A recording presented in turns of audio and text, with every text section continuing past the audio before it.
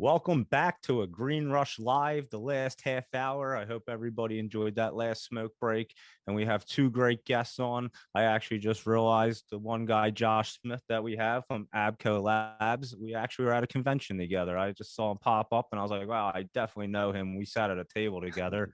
And then we have Mark Hubbard from Integrity Labs. So I'm just going to have Mark introduce himself, tell us a little bit about Integrity Labs, and then we'll talk to Josh and get things rolling. So, Mark, go ahead. Tell us about Integrity Labs and where you're located. Yeah, hi guys. Thanks for having me on. Yeah, Integrity Labs is located in Olympia, Washington. We're a certified lab for the state of Washington for the recreational system. And we also do private testing as well and lab development. So, been doing it for a minute. I think we licensed our lab with the state of Washington in 2014. A couple of years before that, in 2012, we had started Integrity as Integrity Testing for the medical market that existed since 1998 in Washington State. Very cool. And Josh, tell us a little bit about ABKO Labs and where you're located. Yeah, so ABKO is located in Warren, Michigan, so essentially Detroit, and has been open since, I think, officially licensed 2020, started in 2019, and then before that, I also have been helped start up and run another lab in Madison, Wisconsin that did and does low THC, so hemp, CBD, and all that other stuff. And Josh, that's where you were when we met. You were in Madison, Wisconsin. I definitely remember. So still live there, but okay, very cool, very cool. And so, how did you make the jump to this new lab?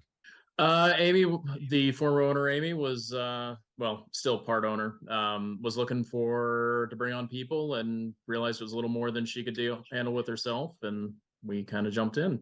Nice, very nice. All right, let's get into the whole testing part of the industry. So, Mark, I'm going to ask you right off the bat, what's the biggest issue you've seen with the flower and product that comes in for testing? Well, I think it's all the discrepancy or the misunderstanding about how the process of testing cannabis actually works for the state of Washington. Of course, it's a little bit different from the unregulated state, for instance, of Wisconsin, and maybe that market, as well as another regulated market of Michigan. So those laws are a little bit different, but I think nobody really understands. I think it's just a mystery. We just wave this magic pixie dust and we just put a number on a piece of paper. And it's been that way for a decade plus. So it's nothing new for me to be questioned on why test results happen and where the variables are within accuracy. Do you want to explain how the product works, how you take the product from when it gets to your hands through the testing process? Could you explain that to our viewers? Sure. Well, there's different protocols that are established by the state as far as how samples are taken from a lot or from a selection. In the case of Washington State, samples are pulled by the producer or processor that created that sample. They package it. They give an appropriate amount that's allocated based on the state, based on the testing that's being performed. We'll receive that test, document it, bring it into a controlled LIMS system. So it's an inventory management system, which documents where this sample has to go, what tests it needs to be performed on it, and at the end, what quality control needs to be completed on that sample to determine accuracy for that, which is determined for. In the case of Washington State, it's for certification of a lot for testing. So it could be microbial, potency. Now tests have started to require pesticide testing depending on at what stage. So it really depends on what kind of product it's brought in and has it had prior testing or not. It just kind of depends on the state of it, but it's taken into control. It's pushed through a system internally. It's documented. It's numbered, and then the results are qualified by a lab director, and those results are published to the client. Great, and then they give them your COA, and You're happy and good to go, and you can sell your product. Josh, how often do you see moldy product at your at the lab that you're testing? That's a loaded question. If it's grown out, so my background is actually clinical microbiology. That's my graduate degree. If it's grown outside, you will fail for mold, hands down. If you grow outside, it is a living being, a living organism. You will have yeast and mold on it.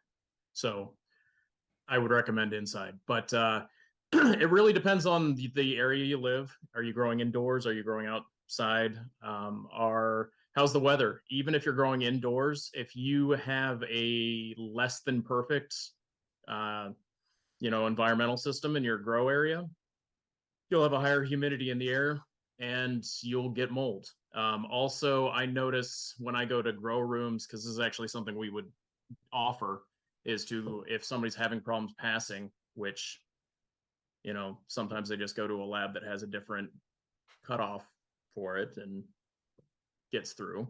But, you go to look at grow rooms, an easy thing to look for is to see where the airflow is, because really that's mold is telling you either your HEPA filters are burned or you have dead spots in your grow area. So if you don't have anything going at the lower area, you've got all the giant canopy space, but a lot of times there's those fans blowing down on top that you can see everything moving, but a lot of times there's almost nothing down below, and you can get these little microclimates that will help mold grow. Interesting. Very good. Very cool. Josh, you have anything to ask these gentlemen? They're full of knowledge. You can tell that. Well, yeah. So yeah, Mark and I are both from Washington State. So I know he knows the whole, sorry, the dogs barking are just part of the listening experience today, I guess. But Mark, you've seen a lot of the pay to play on that. I'm wondering, how did that get started? Was it where labs in the very beginning were like, yeah, we'll go ahead and give you whatever you want? Or was it a matter of people saying, hey, we really want 34%? So curious, like, how did it get started? What was the frequency?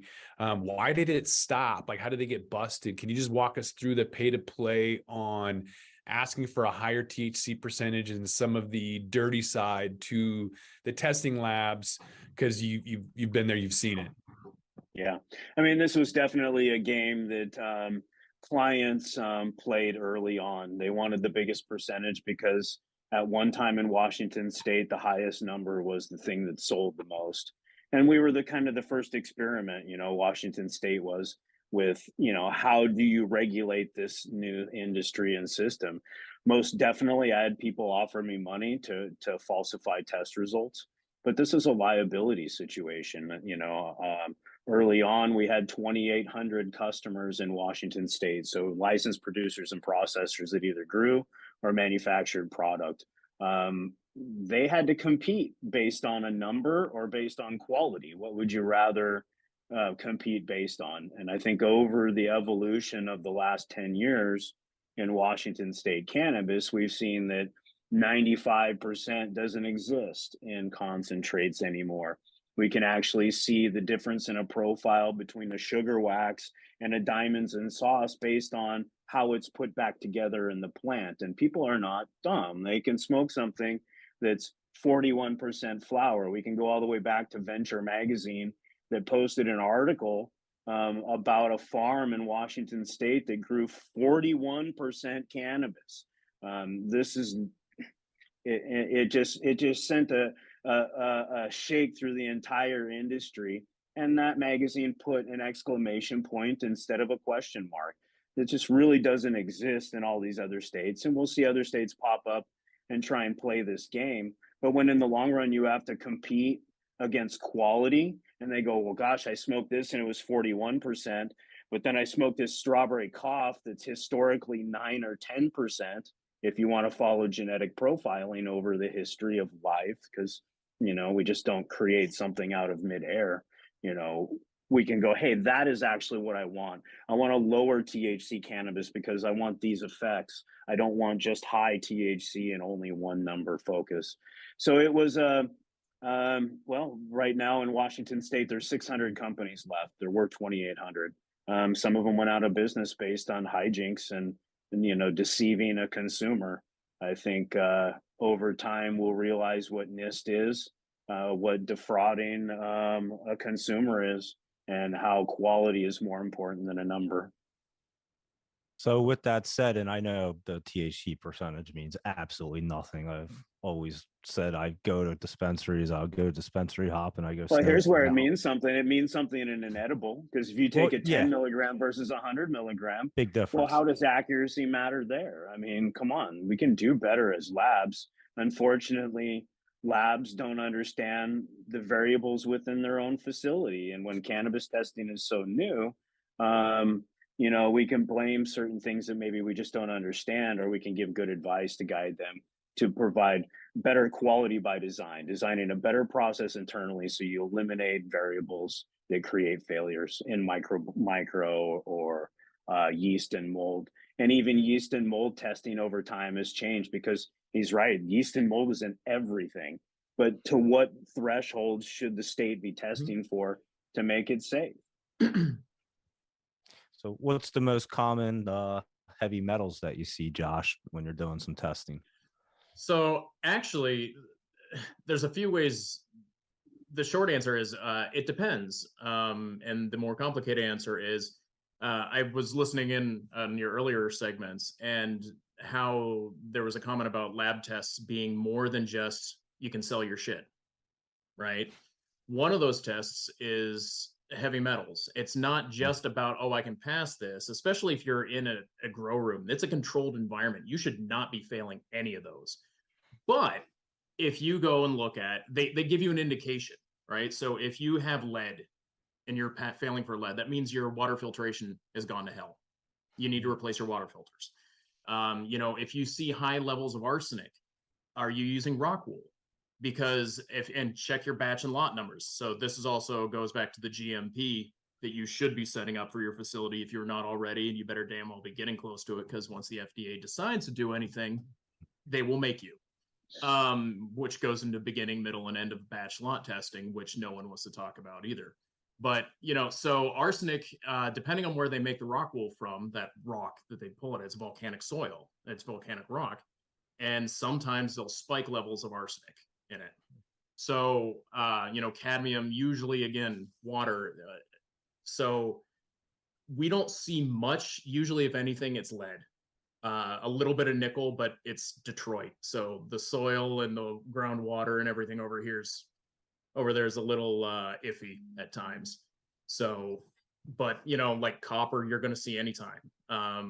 Actually, Chris, who is one of your earliest guests today, he was the first presentation I ever saw at a convention, and I don't know if you'll remember it, but it was Rochester, Minnesota.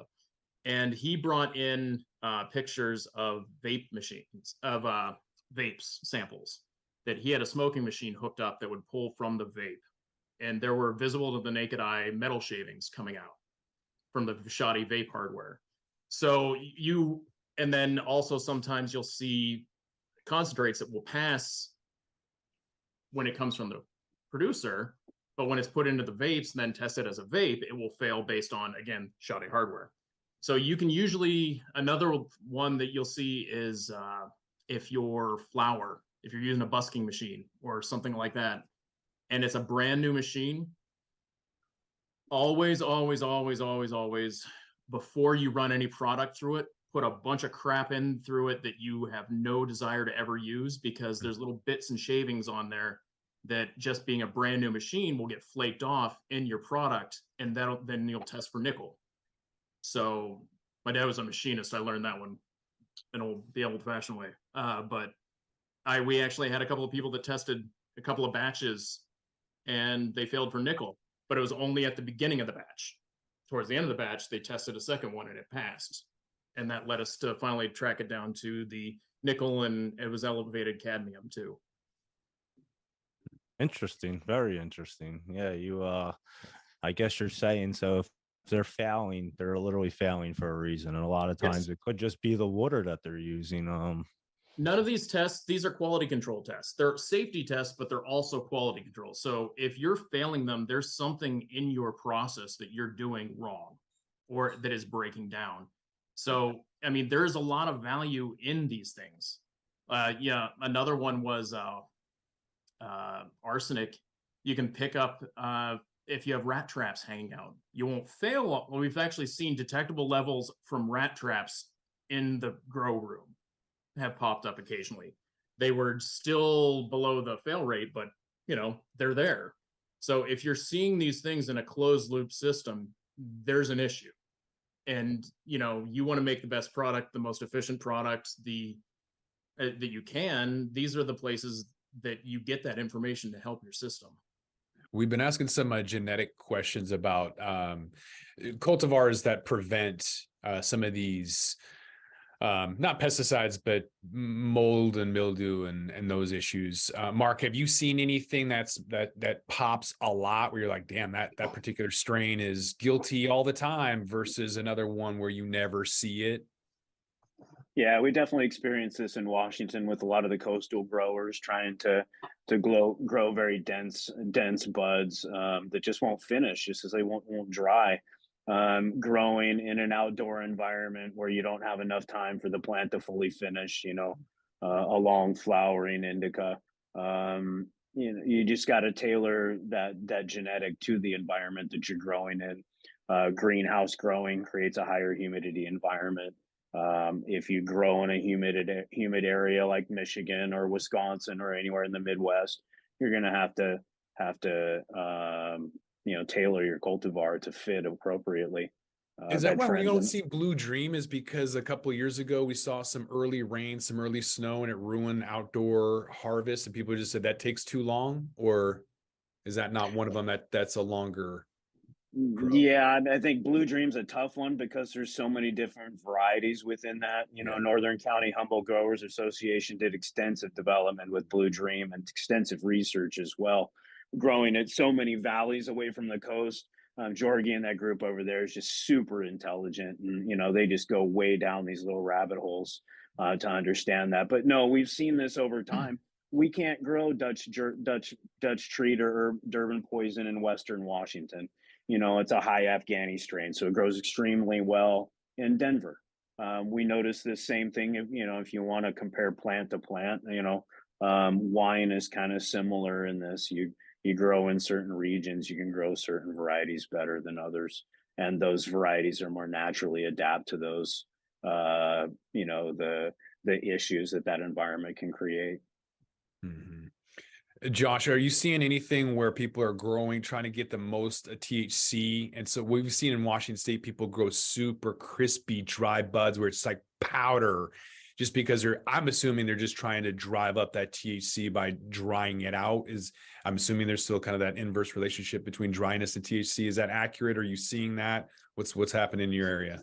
Well, yeah, I mean, it's the amount so your moisture content and water activity. So I don't remember what Washington is. It's been a while since I've seen the regs. Do you guys do water activity or do you do moisture content? Moisture. It's both water activity and moisture content. I mean, water activity is what are the active potential compounds that are in that. It's more appropriate for an edible. Yeah. Moisture content's more appropriate for flower. But yeah, I think it's a range between 2 to 10%.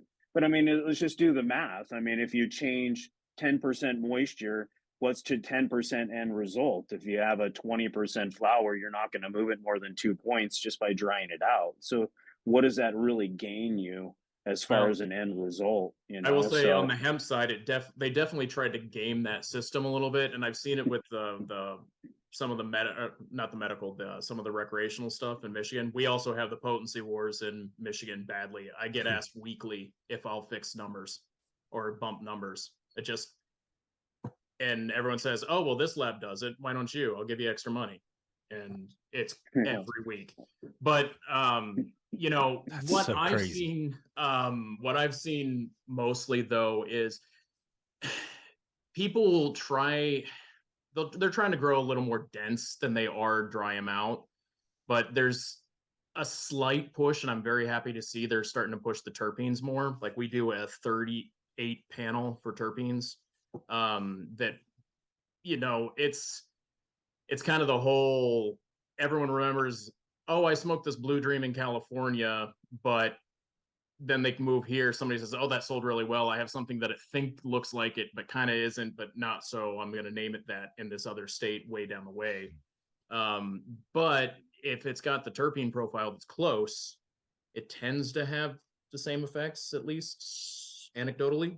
And I think we're starting to see more people looking at the high terpene content. They're looking at the 2%, 3%, the 4%, if you can get them that high.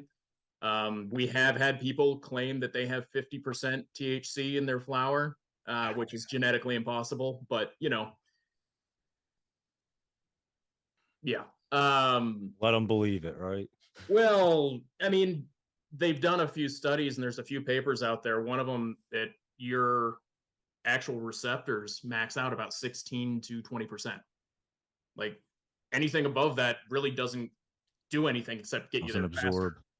Yeah, it's just you get there faster. But you can go down the street and buy barrel-aged 20-year-old scotch, or you can buy Everclear. Which one are you going to pick? You don't want the moonshine because it tastes like ass. You want that 20-year-old scotch.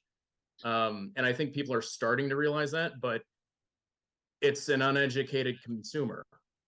They don't know anything other than I want to get high. I know THC gets me high. That's it. We as industry, as labs, as growers, producers, somebody's got to take the bullet and start pushing that, what all those other things. It's the cannabinoid profile. It's your CBD, CBG. It's not just the THC that's doing things. It's all those other effects coming together in the entourage. I've heard another word for it, but I can't remember it. But the terpene profile, what those effects are doing it's why it makes it so hard to do clinical trials on anything, because there's so many variables to get that same effect that it's hard to pin down to anything to actually do a double-blind study. Mm-hmm. Can you guys leave us with some information on how consumers can use lab data to make better or more informed decisions? Mark, you want to go ahead? Yeah, there's a lot to that. I mean, there's so much that happens behind the scenes that the consumer doesn't really get to be privy to. I think the consumer needs to realize that they've got protection behind them. They can sue these manufacturers for fraud and for being deceived. And if labs want to participate in that chain of fraud, and the companies want to have their names plastered all over the place, I can tell you many stories in Washington State about labs and companies that just don't exist anymore because they thought that this was the way to get out of their mistakes. So the consumer's in a bad spot, and I'm sorry to say that, but when more sliding morality has entered into the lab testing, and that's the testing. Dogs, you got cat. Sorry about that.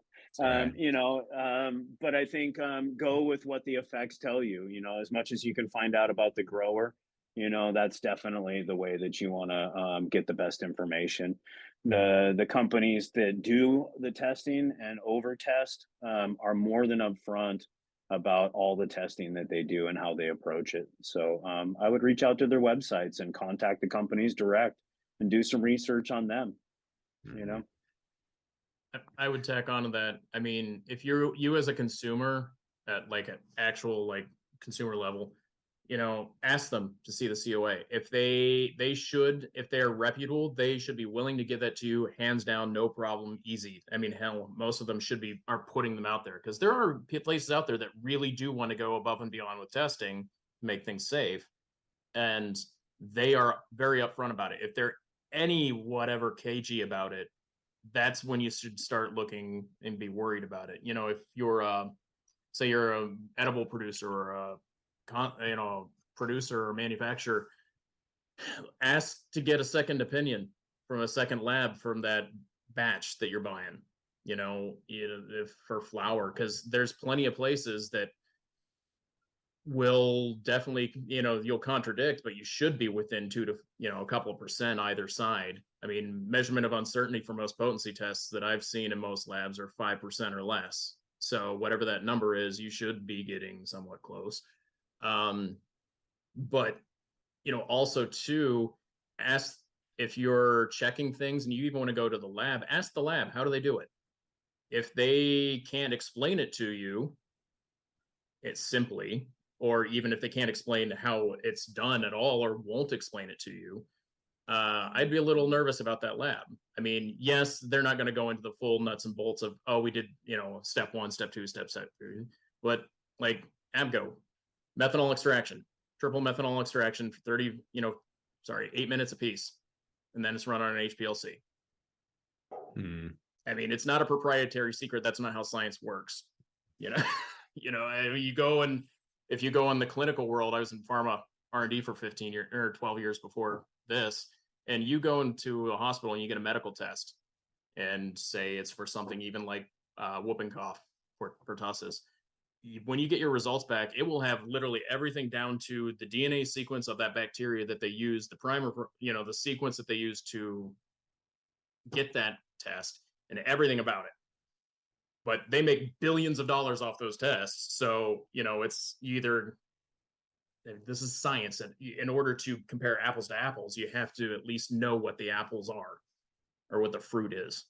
So just ask. And if you think it feels off, it probably is. Because in this industry, unfortunately, like Mark was saying earlier, when I was in grad school, you never thought, you get those ethics courses that you have to take in school that they give you the stupidest things ever as examples, and you never think that's going to happen. And then in this industry, it happens once a week, and their examples are even worse, dumber than what you thought they were in college. So just ask. Yeah. Any last words, Mark? No, it's good to see you, Josh. Thanks for having me on. Thanks for spreading the information and putting facts out there. Yeah, it's great to finally have you on. So, Doug, you got anything else you want to add to this before we wrap up? No, I think that was great. Mark Hubbard from Integrity Labs, Josh Smith from ABKO Labs, just excellent information. Really appreciate your time on a Friday afternoon on the Green Rush Live, and I hope everybody has a nice weekend, and we'll see you next week. And Josh Kincaid, thank you so much. We're out of here. Yeah, as Jimmy says, it's a whole new world of weed out there. Use it responsibly. Have a great weekend. Yep. But with that, we're going to roll this one up. I'm Josh Kincaid. This is The Talking Hedge. Don't forget to like, share, and subscribe, or don't, and I'm out. Don't forget to smash that like button on your way out and check out these other videos that we've got.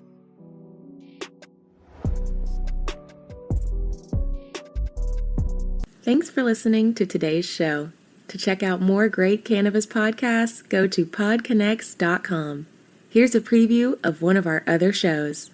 Tune into a Major Journey podcast today, where guests take listeners on journeys and immerse themselves in the roller coaster ride both in and out of the cannabis space that brought them to where they are today. Throughout our conversations, guests share valuable lessons that they've learned along the way that listeners can use to empower growth both in their personal and professional lives. Check out A Major Journey today on all major podcast platforms.